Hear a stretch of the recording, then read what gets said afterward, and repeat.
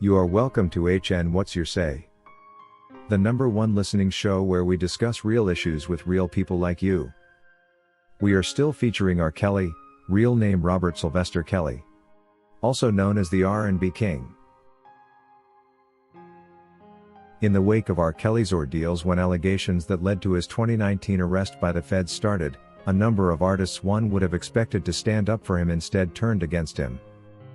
Artists such as Celine Dion, Nick Cannon, Chance the Rapper, and Lady Gaga among many who had done collaborations with R. Kelly suddenly changed their minds about him and prejudicially rebuked him beyond imagination. There are so many artists R. Kelly wrote great songs for, but surprisingly none came to his rescue. One that stood out however is Lady Gaga, who now at 36, one would expect to have matured in thoughts and in decision enough not to rebuke one of her own kind. Lady Gaga was instead quick to take down one of her hit songs, Do What You Want, a song she did in collaboration with R. Kelly. At the time when Lady Gaga did this song with Robert, she mentioned publicly that the two had formed a strong bond over false allegations against them. She said both of them had so many untrue things said against them, and for this reason, they found they shared many emotions. Their collaborated hit then debuted as number 13 on the Billboard Hot 100, and the two looked unstoppable. The two great artists even performed the song at the SNL and at the American Music Awards. However, when the Mute R. Kelly campaign begun, the same Lady Gaga was quick to take down the song from iTunes, issuing a message of apology to all her fans as though to suggest she and R. Kelly no longer shared the bond she once talked about.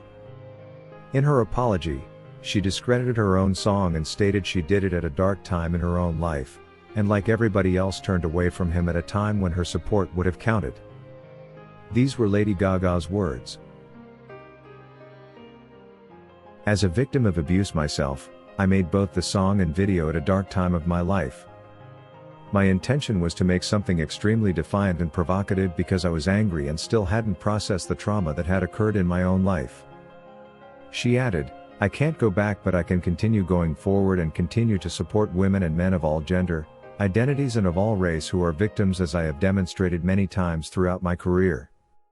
I shared this not to make excuses myself but to explain. Until it happens to you, you don't know how it feels. But I know how I feel now. I need to remove this song off iTunes and other platforms, and I will not be working with him again. I am sorry both for my poor judgment when I was young, and for not speaking out sooner, she concluded. Lady Gaga packaged her move to drop her collaborated song with R. Kelly in a way that she best thought would propel her name out there as a concerned citizen, all at the expense of Robert's credibility. All people knew how to do was gain from his exceptionally unique talent, and once this was over, they thought R. Kelly was dispensable. If all she wanted at that time was to be in good books with her fans, all she needed to do was drop the song and remain quiet. But to accompany the already irrational action with the pledge never to work with R. Kelly again was going way overboard. And by ridiculing the lyrics in her own songs only because R. Kelly appeared in it, was she trying to say all her other songs are praise and worship productions for the Lord? She is such an actress, Lady Gaga. It's very important that the likes of Lady Gaga and company realize they were fooled to think it was over for R. Kelly, and that they were wrong to pass their own judgment on him like they had subjected him to a trial and legitimately proven him guilty. I am sure they were all surprised to learn of the controversial conduct exhibited by government in conjunction with the Bureau of Prisons and the courts of law that saw R. Kelly railroaded and baptized a predator he has never been. If the government had been sure of its claims and equipped itself with the necessary evidence at trial, I believe we would not be having this conversation. But this government, which artists like Gaga and company chose to team up with and aid their mission to destroy R. Kelly's legacy, completely failed to prove its case against him, the reason R. Kelly now has a greater chance of winning his appeal. They therefore abandoned their longtime friend and business partner to support the discriminative and deceitful government against their own. What a shame.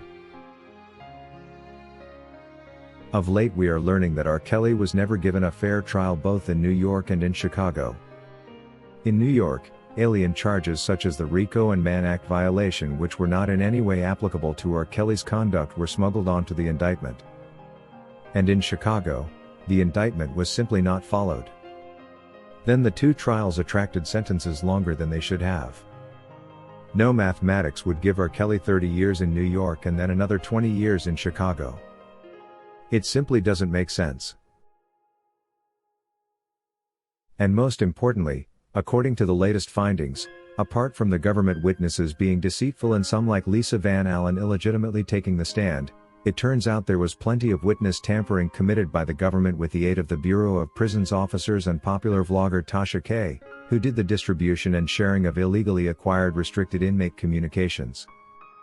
What's most disturbing is that even the communications R. Kelly made with his own attorney were accessed by a one Azriel Clary who turned out to be the government principal witness. This is not just illegal but also inappropriate for the case, considering R. Kelly's communications with his attorney were largely going to differ from what his girlfriends wanted to hear. By sharing this material with them, Tasha K and the erratic officers definitely wanted to create feud and win them over to the government's side, which they did. Interestingly, Tasha K has confessed to these illegal acts not once, not twice but many times, to the point of making a video that said she now thinks R. Kelly is innocent. I want to believe these artists that were quick to judge R. Kelly assuming everything was over for him now realize that he has a fighting chance, and that he will likely be free soon. The law is largely in his favor. We shall nevertheless take the lesson they have given us and avoid such unnecessary partnerships in our own operations going forward. While we hope R. Kelly does the same, his kind heart might be quick to forgive them as always. According to Ray Johnson, people like Gaga, Chance the Rapper and the likes look better going than coming. There is a saying that goes, if you are not going to say anything nice, don't say anything at all. If it's not bad blood and you merely think you are going to the next target of career crashing, then simply remain quiet. Just don't say anything, and that way you don't get to regret it later. Dropping the songs was not the problem. The speech that accompanied this action was the major problem here. If you wish to take part in a live interview on this channel discussing any of these topics, let us know by emailing us on sashahnnewsroom@gmail.com for scheduling. That is all we had for you today on HN What's Your Say? To keep updated whenever we post a new video, subscribe to this channel now. Also remember to hit the bell icon and enable notifications. And feel free to share your opinions with us in the comment section below, and let us know if you would like us to publish your views in our next release. We value all our subscribers' opinions.